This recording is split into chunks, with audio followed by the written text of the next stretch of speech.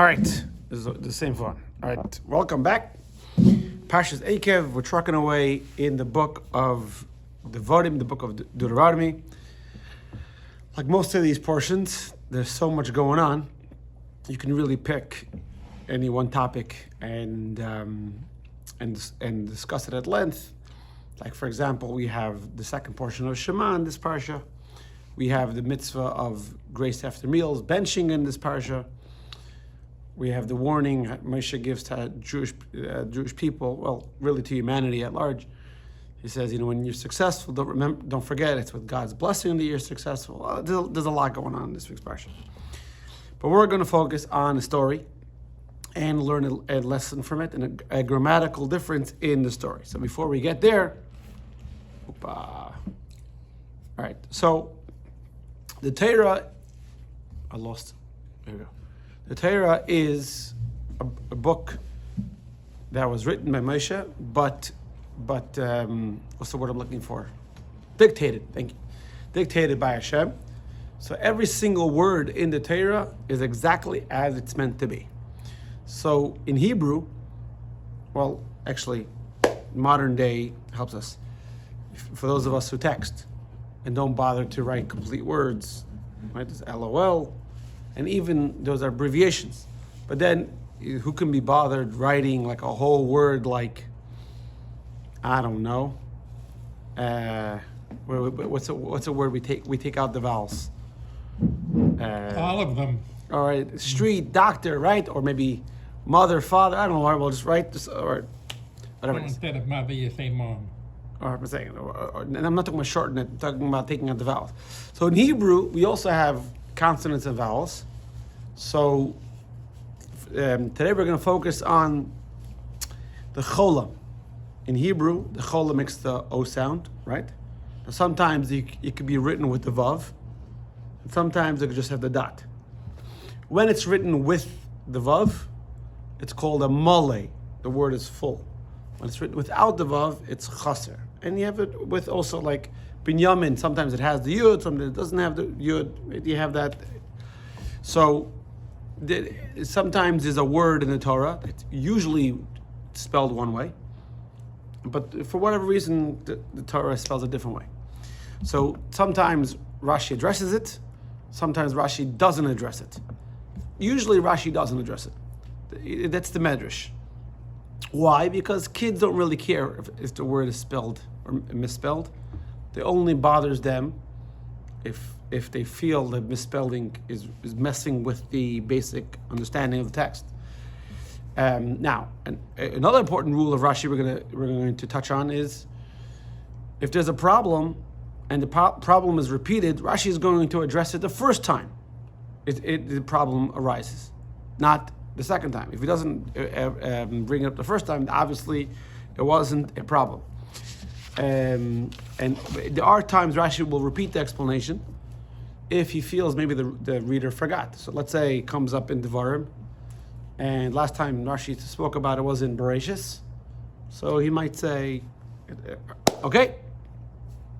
First, let's just go through some very basic rules of Rashi, text 1 and 2. We're going to 1a, just text 1a, 1, sorry. There's no 2a, there's 1. Where it says in text 1, the Maskil of David explaining Rashi says the Rashi usually doesn't explain the variance in spelling or whether the vowels are there or not. It's not his style. Only if it messes with this explanation. All right. With that in mind, let's get into the text that we're going to deal with today. Text 2 or 2a. So the book of Devarim is a sort of a short history book of what the Jewish people did in the desert and reminders of the Torah. So it repeats the stories, repeats the mitzvahs. So the story of the golden calf is brought up in different pieces in different places. In this week's Torah portion, it talks about Moshe went up on the mountain a few times, and he came back on the first time. He had the tablets, and he had to smash them because of the golden calf. Okay? So in verse 9, 10, and 11, Moshe mentions the luchos a few times, the stone tablets a few times. I think 5 times the word luchos is used. That's what it says. It says, I went up on the mountain. God gave me the tablets of the covenant. I remained for 40 days, and then God gave me the 2 stone tablets. He wrote it with his finger. And it was the end of the 40 days. Hashem gave me the 2 stone tablets. Okay. Now, you're gonna have to practice your Hebrew, all right? Because this is it's a grammar thing. Look at the word luchos. You can look at text 2a. You can look at the screen. Do you notice any spelling differences in the word luchos in text in verse 9, in verse 10, and verse 11? The word luchos is there 5 times.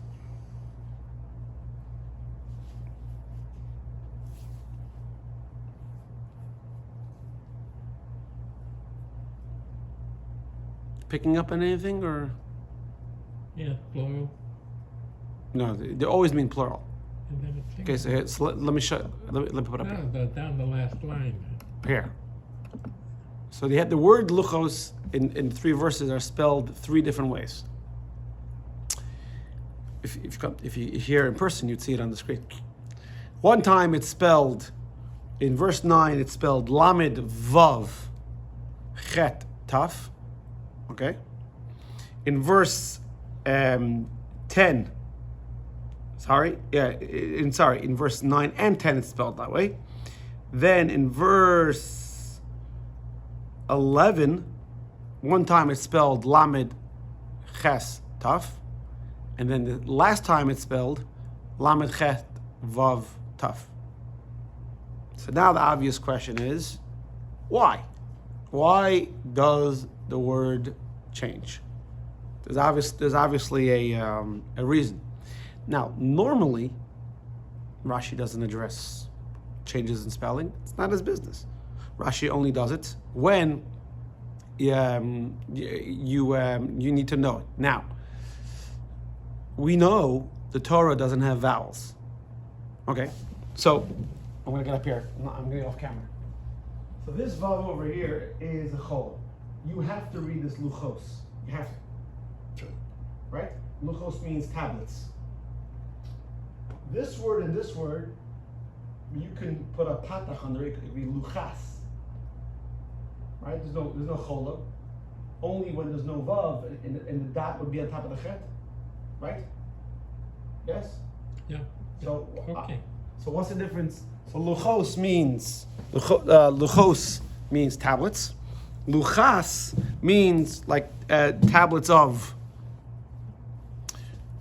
So now we can understand why Rashi has to come in and tell us, although it's pronounced luchos, you could read it as luchas, meaning like the tablets of. Let's look at text number text number 2b. Sorry, Rashi's explanation is to tell us the word luchot is written using different vowels as if to mean luchat at a single tablet because the 2 tablets were uniform in dimension. We're going to find out in a little bit what exactly that means. But before we get to what understanding what Rashi means, let's ask some questions on Rashi. Number 1. Okay. Tell us the screen. They were single size. All right. Questions on Rashi. Question number 1. Rashi comments on the 3rd time the word luchos is used. How come? How come Rashi doesn't say anything? He's not bothered by the grammatical inconsistency the first 2 times. And number 2, we've already said before that many times Rashi doesn't explain grammatical problems. It's because kids don't really care about the grammatical problem. They just need to understand the text. So if it wasn't a problem the first 2 times, why does Rashi ask the question now? Yes? Make sense? Good? Larry, yeah? Yeah? Okay. I want to give you a lot to think about. Yeah. Thinking hard. Or Good. hardly thinking, one or the other. One or the other, exactly. All right. Let's talk about why Rashi does enter the fray when it comes to spelling inconsistencies. Because there's a rabbi, his name is Rabbi Blau, and I believe it's because of the Rebbe's push for Rashi Sichos, starting in 1965 after the Rebbe's mother passed away. No, the Rebbe's mother passed away in 1964. It's right after Rosh Hashanah, 1964. Right, would be September 64. Yeah. So the Rebbe made it for 10 years. The Rebbe made a big push in Rashi talks, and the Rebbe spoke about all we're learning now, all the minute details of Rashi. So he wrote a book. Rabbi Blau did of all the rules of Rashi, why Rashi does his way. So why does Rashi address the text, the spelling? Like text 3a, he does it if the reader is bothered by the spelling, not because it's a different spelling. I don't care if you spell it a different way. You know, like for example, you go to Canada, how do they spell color? With a U. Or center, right? Does it bother you? I mean, the Canadians, right? But it's still it's still there. But Rashi is here to teach us something that we might be bothered in the commentary. Now, what could be a problem with understanding the text with the spelling mistake? So now let's read text 3b. Text 3b is important. It says, when the 5-year-old sees a missing letter in the word, you'll understand it as it's a soft word. When it's full, it's robust. It means more oomph to the word, right? So, for example, when in chapter 83 of Tehillim, or 82 or 3 of Tehillim, where it talks about Yosef went out in Egypt, he was a king, he uses Yehosef, has the hey, and sometimes Binyamin is spelled also, it talks about his greatness with 2 yuds. When you put all the letters there, it's like when parents scream at their kids and they use a second name. Right? Mordechai Tzvi and Juzi. Oh, she second named me, now I'm in trouble, right? So the reader expects that when there's a soft letter, when there's a missing a letter, it's a soft meaning. When it has all the letters, it's a full meaning. So for example, right? Let's learn some examples just to get an understanding of how Rashi explains when the Torah takes out letters, it not manipulates but guides the reader. Okay, so let's look at text 4a. The topic has nothing to do with tonight's discussion. It's more about the spelling. It's going to help us. Okay, text 4a is about post-flood, after Noach and his family come out of the teva, out of the ark, and Noach brings a sacrifice, and Hashem says, you know something, I'm not going to destroy the world again because it's not their fault. I let human beings live too long. And what happens when people have too much time on their hands? They get into trouble. People have to be busy. So he decides the lifespan of human beings, you get into trouble, Larry, very short time. Other people need less time, more time. So Hashem decides that the lifespan of human beings is going to be 120 years. That's the subject of the verse, the text 4a. Now, if you look at 4b, Rashi focuses on the word. It's on the screen. Minu arav. Minu arav means from his youth. Now, really, Minu arav can be. I don't know what happened. Minu arav, there could be a vav after the ayin, right? You know, there's the vav with a dot on top. That's a cholam, and there's a vav with the dot in the middle. That's a kubutz, right? It makes a U sound. So you can either have the shuruk, the 3 dots, or you can have the vav with the dot in the middle. So the letter ayin here could have been spelled minu arav with a vav over here in the middle. If you don't know what I'm talking about, guys, you got to follow the text. You could look in Genesis 8, chapter 8, verse 21. For those of you who are following online. So Rashi comments, why did the Torah spell it minu arav? If you take away the vowels, see, that's how it should have been spelled. If it's spelled like this, the only way you can translate that word is from youth. Now, if you take out the vowels, you can read the word minar. Like minar comes like mixing. We have the word when the Jewish people crossed the sea, and the Egyptians followed them in the sea, and Hashem caused the waves to crash upon them. It says vayinair Hashem. Hashem, so to speak, mixed them, so to speak, in a pot. So you have the same word.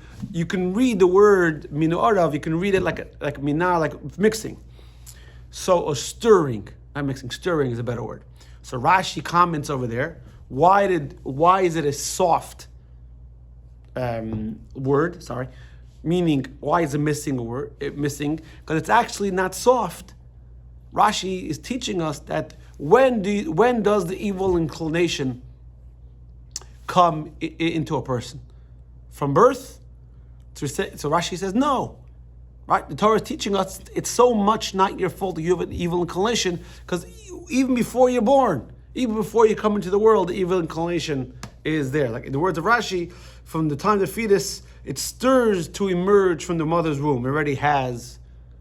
So from a missing letter, so to speak, it's not missing. Actually, I think Rashi calls it.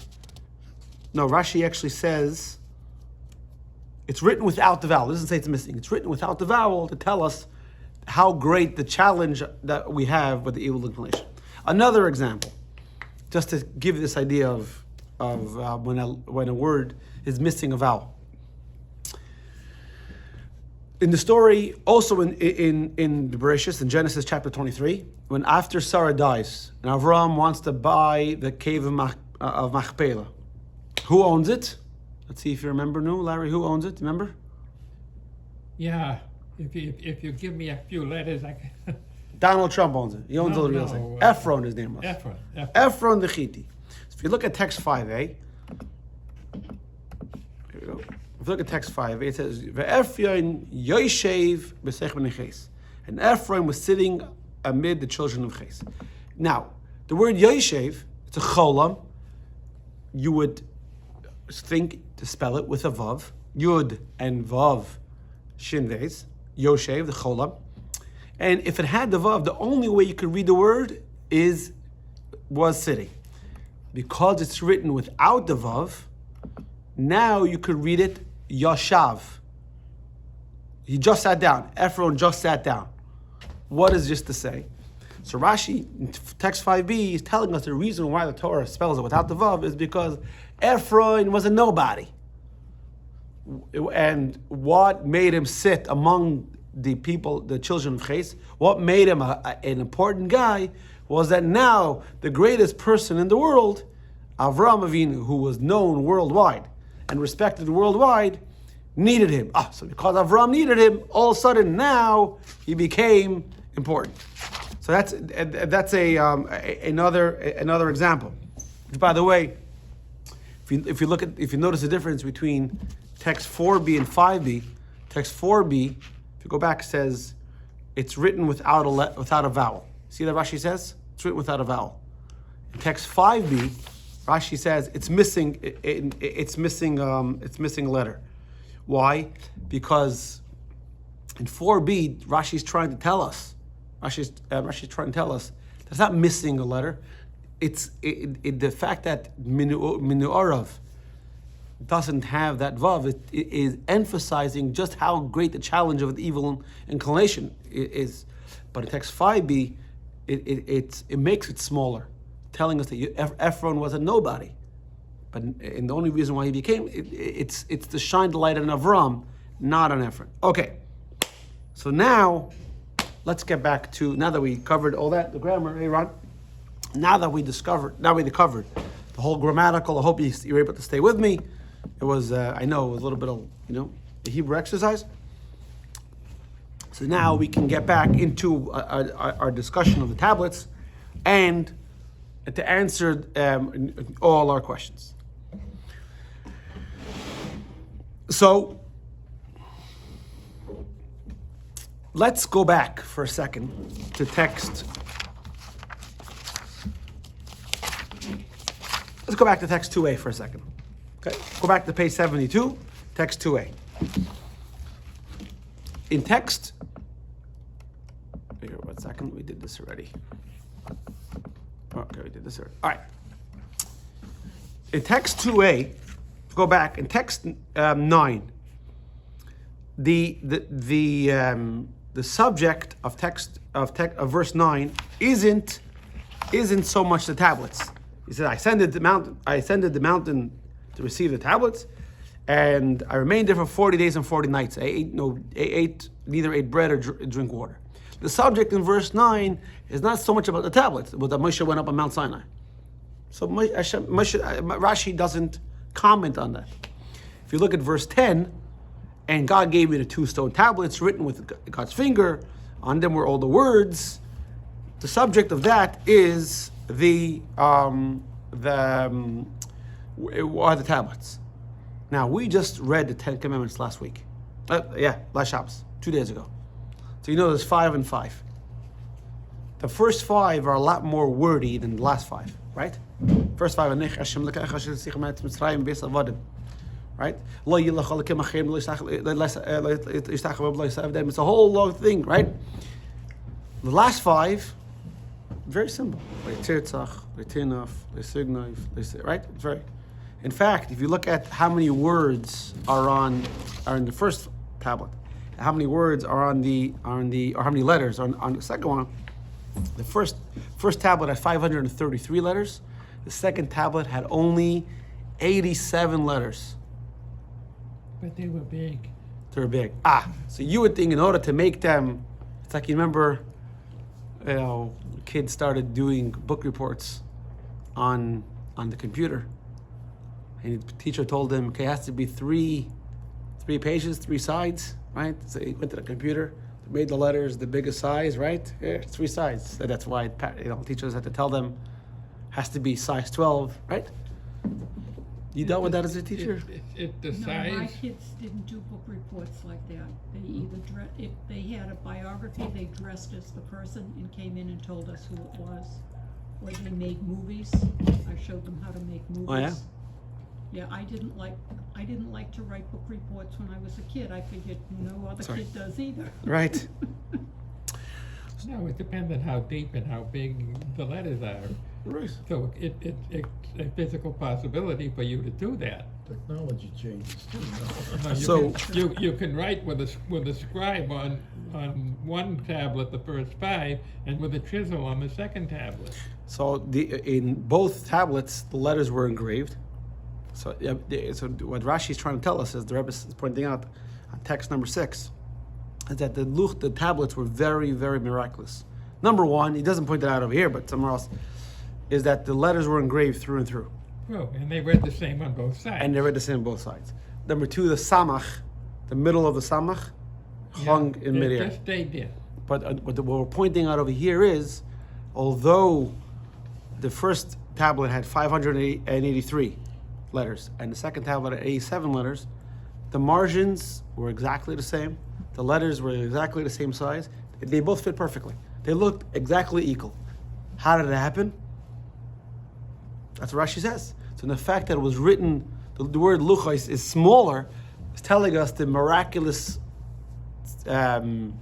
stature of the tablets. That's what Rashi says. That's why it was written without a vav, to tell you that although the second one had far less letters than the first one, it was a quarter, not even, right? No, I think less than that. Then they were exactly equal. Let's look at text number 6. The Rebbe says like this: carving 2 tablets by hand that match each other precisely in weighted dimension is difficult or impossible. In addition, the 10 Commandments were inscribed on 2 tablets, 5 in one tablet, 5 in the other. There are a lot more words and letters in the first commandments than in the second. Nevertheless, the tablets were equal. One was not larger than the other. The straightforward way to understand this is that the script on the same was the same size on both tablets. First tablets did not have smaller letters than the second tablets, and the spaces between the words and the letters were identical on both sides. And this is what Rashi is coming to tell us. When he says that when he took out that letter, he's trying to tell us that the tablets were exactly the same. And now let's get into the lesson. I lost my screen. There you go. I don't know why it does that. Let's get into the lesson part of it. I don't know. It's not me. It's in the wrist action. You've got to get it just right. Yeah. I guess something happened with the screen. I get it. Maybe I had to play around with the display settings. Oh no! See, it lost the signal. Okay, we'll deal with it Did you afterwards. pay your signal tax? Yeah, exactly. I don't know. Maybe something's wrong with the HDMI thing. Okay. So let's review over here what's going on. So remember, we said we have three spellings of the word luchas. One time it had a vav, one time it didn't have a vav.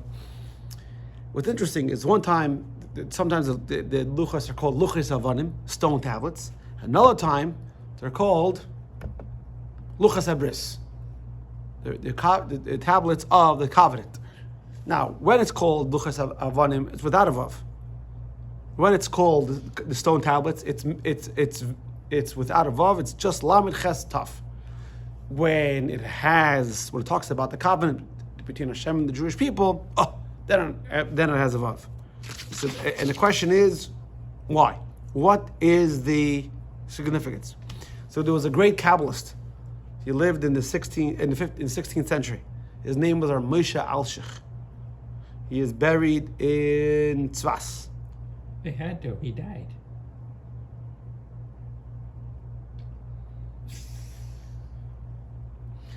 And he says like this. He says, Understand this. don't worry. You're not missing anything. So Parah lives with him the whole time. So he says everything has a body and a soul. Everything has the kli, the vessel, and the energy inside of it. So you have the material and the message. If you think about it, the tablets, and we spoke about all the miraculous things that I had before, was more godly than anything else. In fact, there's a whole discussion is how did Moshe carry those tablets? When we think of tablets, many times we picture the tablets like it was very thin, right? And it was just two pieces of stone, like Mel Brooks, 10 commandments. But in fact, the Medrash tells us that the tablets actually were 1.5 amos tall. That's about 1.5 times 2 is like 3, about 3 feet tall, and it was about 18 inches deep and 18 inches wide of sapphire. Sapphire is not a light stone, and he was carrying 2 of them. How did he carry them? So the Alshich says, because they were holiness. So before the Jewish people served the golden calf, they were the tablets of the covenant. That's why it says it with the vav, right? And Moshe wasn't really holding them.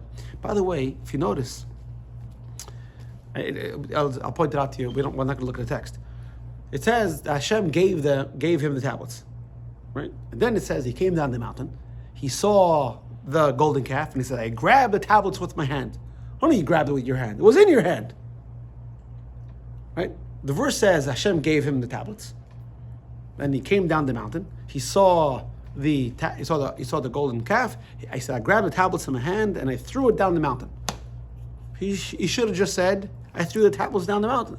What's with the word that I took the tablet? I grabbed it with my hands.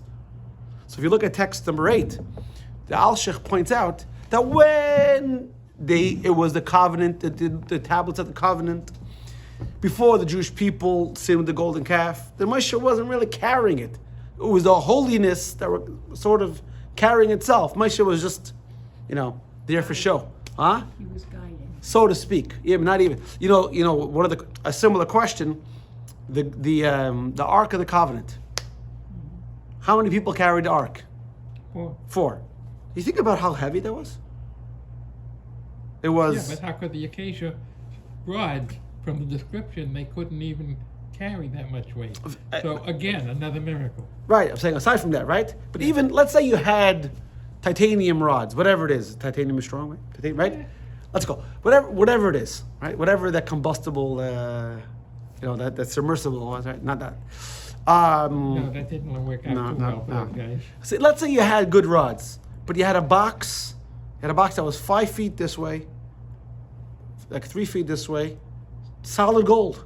Then you had a wooden box inside, then another solid gold box inside, and then you had the cover, which was like 25 inches with the winged figures, solid gold, and that's what was empty. And then they put the luchos inside. How did he carry it? So the Gemara says they didn't carry it. The Aaron carried them. They just stood there and put their hands in, They made it look good. Exactly, they made it look good. Why? Because it was really the holiness. But once the Jewish people sinned with the golden calf, and the holiness was gone. And if you see, he says over here, the letters. It says Moshe saw the letters, flying up to heaven because they were godly letters. When Hashem gave Moshe the tablets, what do you think it was? It was more spiritual than physical. Yeah, it manifested itself in material, physical tablets. But the letters, everything else, like we spoke about, engraved through and through, was more a spiritual entity more than anything else. So the letters went up. So what happens? Now Moshe has to take, now they were just stone tablets. Before they were the tablets of the covenant. Now they're stone tablets, and they're very heavy. So Moshe drops them, Moshe throws them on the floor. It's quite a heft if he broke them. Quite a what? He had to give him quite a little heft, Moshe, he had insurance. Gravity wasn't enough. He had to push too What do you mean? to break them. He threw them from on top of the mountain. To break, they fell down. I mean, yeah. So this is what so now the Rebbe is going to come ask an interesting question. He says that when it says, so if according to Rashi, the missing letter teaches us more. We said before, right? The missing letter teaches us how the tablets were so great that although there are a lot less letters in the second 5, they're all equal. Which one's holier? The stone tablets or the tablets of the covenant? Tablets of the covenant, right? So how come the one when it says stone, it's missing a letter? It should be the other way around. Because here comes the approach of Chassidus. The fact that God is great and He could do miracles, He could do spiritual things and miraculous things it's cool and it's nice, but that's not the spirituality and holiness and godliness. That's obvious, right? That a Sefer Torah, tefillin is holy. It's for sure. You come to shul and you behave yourself. That for sure. It's question is there holiness in your daily life, in the regular stone stuff? The Chassidim used to have a saying, how a chassid behaves under his talus, that's not a big deal. Everyone comes to shul and behaves holy in the talus. Most people. The question is, how does a person behave under the blanket? So the reason why the missing letter, which teaches us about the extra holiness of the tablets, is where it talks about the stone. When they're ready, the holiness is, so to speak, gone. Because even in that, even when you're a regular person, there's holiness. Let's look at how the Rebbe explains it in text number 9. You see, there's a nice little picture of the letters flying away. Measure. See, sapphire was blue stone. Oh, I don't know. I guess. Yeah.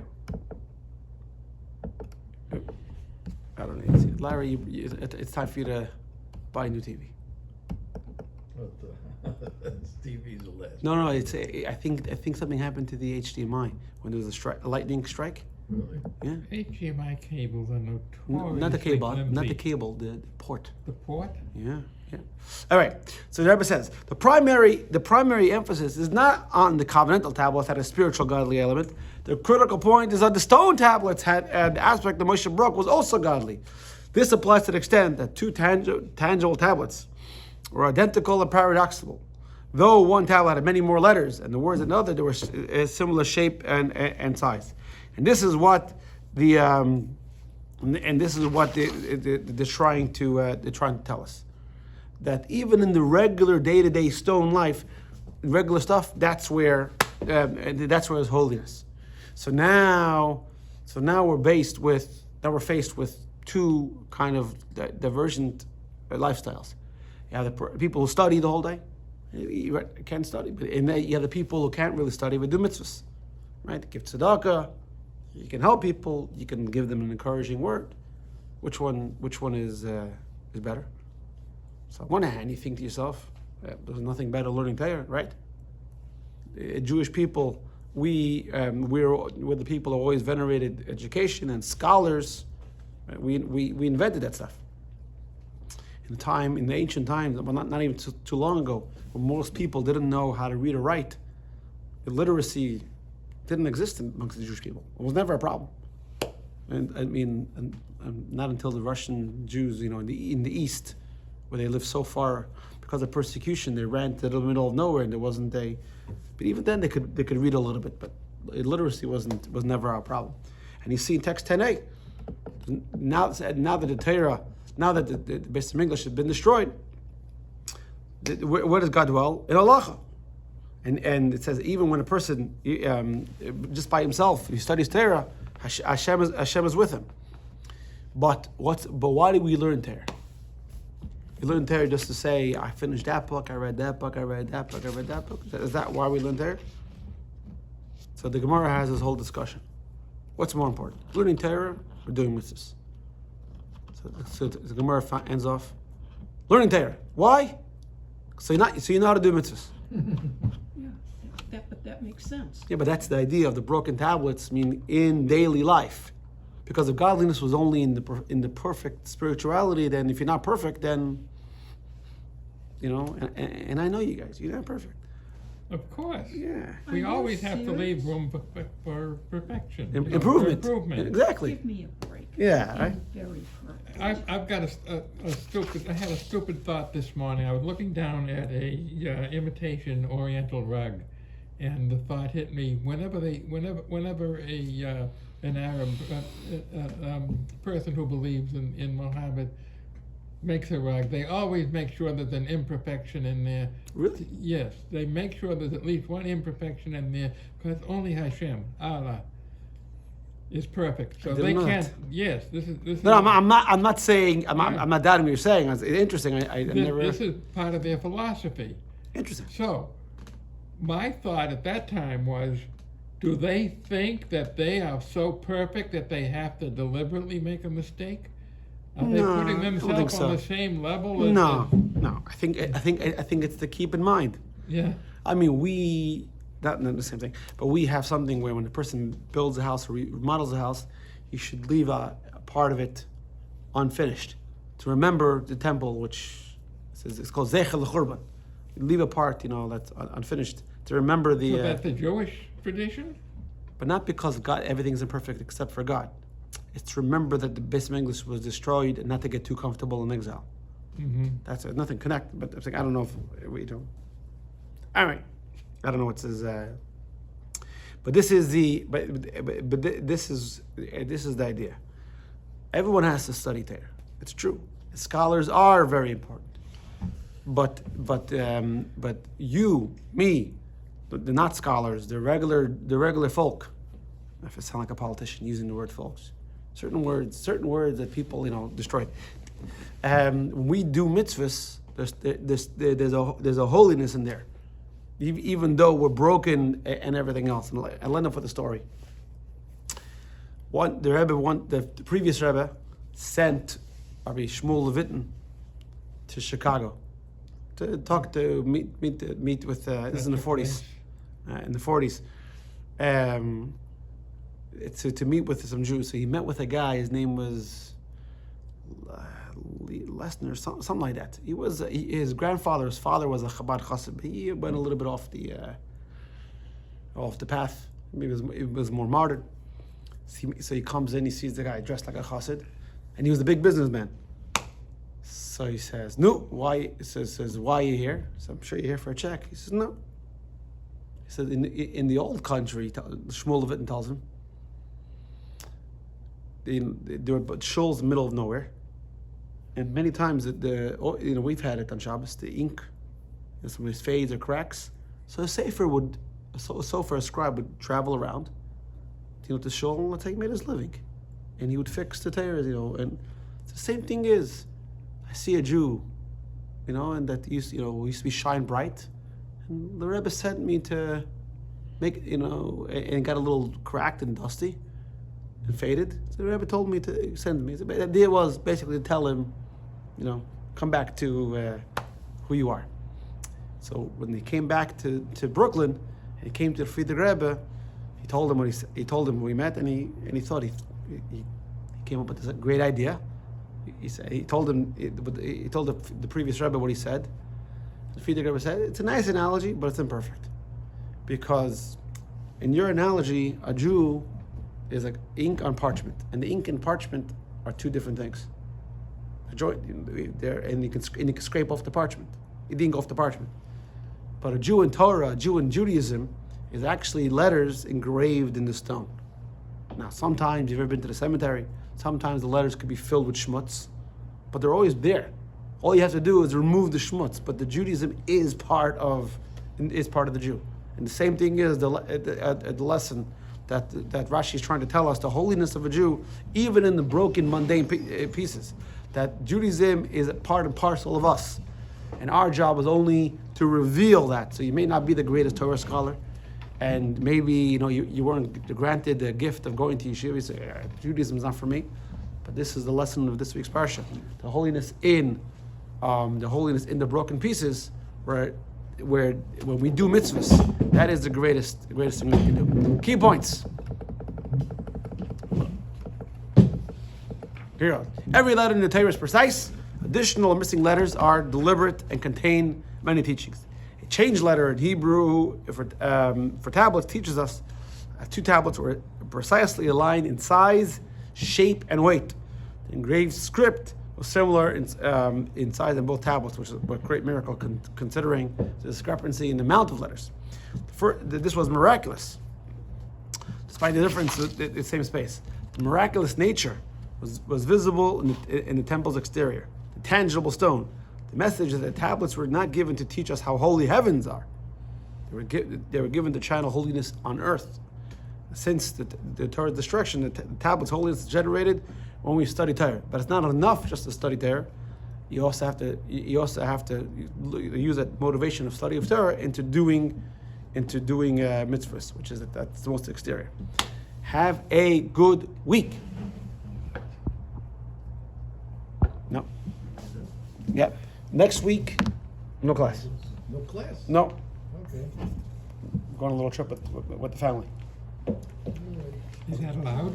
Before Chaya goes away to Israel and all that. Okay, what is the How you combination to doing, the Israel? game? Third turn? If Moti couldn't get through it with 1, 2, 3, 4, What do you want to know?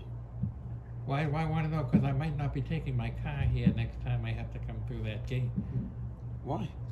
Because Barbara's using the car. No, there's no class next week, Larry. okay. You have 1 second. Not a problem. You have 1 second. You have 2 cars? And the truck, the Huh? van, Ah. No. It's 9009. 900. No, but I don't want the code to be. Okay, you just say that and I don't tell anybody. No, because I gave it to you because I know the embankment is hard for you. The whole idea is that the front of the shul should be clear for kids, number 1. And number 2, It should. Shows. So, and you saying you should be the exception, not the rule. And then the guys just you ruined the whole sanctity. You know what I'm saying? Yeah, well, you got Moti with Arnold, so, Yeah, but Arnold cool. I mean, before he could, but now he can't. So, yeah. all right, let's get to Let's Tanya. dance, come on. Okay, I got you. See you on Shabbos, Mr. Shem. Hashem Shabbos, we're having fish. Who's getting? Oh, is it Ben or Larry? Big. Pick me up What? and drive me there, right? Oh, We're having fish. for this Shabbos to Kiddush, Ben. Are you getting? Barbara wants fish. Should I go You by know- your home Yeah, and blame go it through on there? me. You'll If be- this is a surprise, you know, that it's supposed to be us. What do you mean? Pick me up and drive me. It's your mother. Who's it? Larry's mother. Larry's mother. Lam it up, right? We're But it's going Yeah. also love it. our Yeah. 60th wedding That was anniversary. 140. Wow. Maybe it's, 180 or something. Can you imagine I put up with this for 60 years? 60 years. Man for 60 No, years, it's only God bless. 59 years. For the first year, I behaved myself. Oh, okay. 60 years. Wow. That's an accomplishment. That is They something. passed the engagement ring and the wedding ring. Yeah. They're up to the suffering. Now look at Larry. What's that? Look at Larry. Who doesn't want to be with Larry for 60 years? Shoot. By the way, the whole thing of Grand Beret, that's all a cover. Look how healthy Barbara is, and Larry's falling apart. Yeah. Every time Larry talks back, Barbara gives it to him. Yeah, except who was in the ICU before we even got there? Barbara, if you change your mind, let me You know. were. About what? I I'll was be there more than before you. happy. Yeah, I don't remember. you were waiting for us. I don't remember. Oh, about the trip, no. No, this is when we sponsor the Kiddush. It's another couple of weeks. No, you're talking about changing your mind about coming to New York. No, I'll push him. oh, that's fine, no. Yeah, he talked me into it. Oh, here it is. Oh, okay. Is Danny going? No, Danny says that he's flying to. Who made you? Tanya. He's- He's Tanya, Itcha's daughter. Tanya. You don't have to close it. He's going. I think that he's flying to Buenos Aires that night or something. So Haya's going to Israel. It's her turn. Who's going to Israel? Haya. Yeah, Haya's going to Israel. Yeah. Where's Sarah? Sarah right now is in London. What's in London? She's running a camp. Should we wait or? In London? I thought she was going to Texas. No, she's done with Texas. Wow. They flew her out. Who, Chabad? Uh-huh. Chabad? Yeah, so there's a Chabad house there. So in London, not like the United States where they have 18 months of summer vacation. In Europe, the one thing they do right is the summer vacation is a lot less. Right. So they do like a 2-week camp. You know where the biggest Chabad Passover is? Seder? Nepal. Yeah. How is that possible? What, in India? All the Israelis. They go to Nepal? Oh, you don't know Israelis. Wait I till- know. Well, I told you that guy George. He has Passover. He has Passovers, kosher Passovers, in Cancun, in Yeah. Montevideo. I mean, all these great Yeah, places. George. A buddy of mine is a big travel agent. Oh, he is, okay. Nepal. That's wild. Well, Man. again, that's That would be pretty cool. I would do that. That would be a great trip. Yeah, I'd but- love to get but- there. Yeah, but it's. I'll tell you something. It sounds more exotic than it is. No, I mean, it all depends on what kind of. Well, flying there is a hoop. No, but it's not a. Shep Lock Airport. That's nuts. But the Seder there is like, what do you call it? Seder there is it's like a factory. If you're looking for a nice, No, it's not. it's backpackers that go there. Yeah, I It's know. not. Hey, what are you doing about Shmora Matzah? You want something? You use Like, something? yeah. You like Shmora Matzah? I can't believe this. I do like it. I know I do too. But you know who likes it? My shiksa wife. Chicks of white. I get straights in Publix, but we like that better because of the burnt taste. It goes better with hummus and baba ganoush. What? The tea. Yeah. You kids are Jewish, right? Next year, I'm charging you for 15 pounds. I gotta get 4 boxes next year. One I get from my cousin Seder, and the other 2 I get free for myself. Yeah, but you know, when you go and eat matzah for 7 days, then it's a little tough. It doesn't bother me or us. It never bothered. Yeah, but I keep a much stricter Passover diet. Than, I don't know why people have a fuss over you eat matzah, you got your stomach. I don't know. It doesn't bother me. because you doesn't matter but a lot You of know people. why? Because I'm from Brooklyn. That's why. That's why. This is your first time in Brooklyn?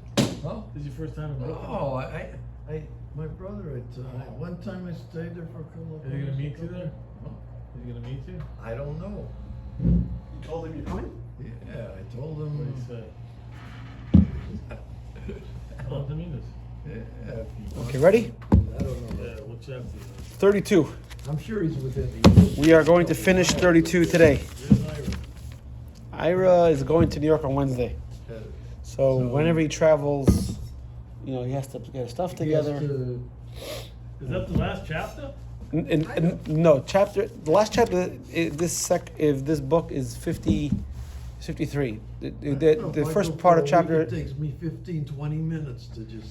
Yeah, but we all have our. We have our shticks. Yeah. We all have our shticks. 34 is the last one. I guess. Not in this book, but He yeah. said it's his We wife all have our that's shticks. making Yeah, I him can that. see. Yeah. Yeah, Abby's not the boss.